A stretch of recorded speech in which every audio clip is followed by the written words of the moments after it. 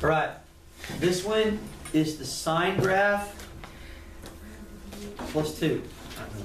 So here's what we're going to do. All right, here's number 5. So what I'm going to do is, where does sine normally start? At the what? Origin, right? And then if you graph it, you know we're going to have to move it up 2. I'm going to wait to do that. First off, oh, I forgot, the amplitude is what? What's the amplitude? 1. 1, there's no number in front.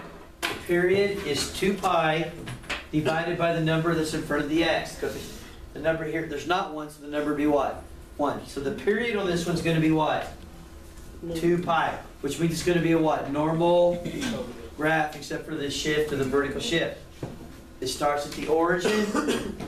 And I'm going to do this. I'm going to graph it normally, kind of lightly in pencil maybe. I'm going to start here and go what? Up to there, my 1.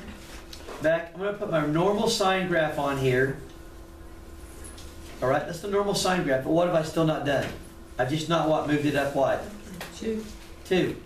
So I'm going to move it. Oh, I forgot that right here. Got my little...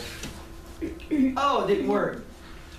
Didn't play the music on it. I think it has to... Let me go back and see if I can get the music to play. There we go. Move it. To move it.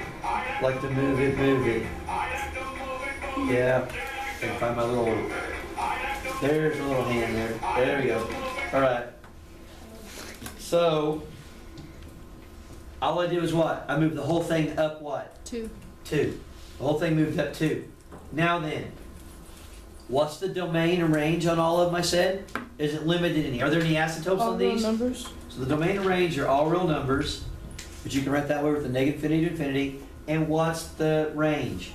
What's the smallest y value? 1 and 3. 1, and it goes 1 to 3. Remember, always write, it's kind of, remember you got to write it from the what? Bottom to the top, all right?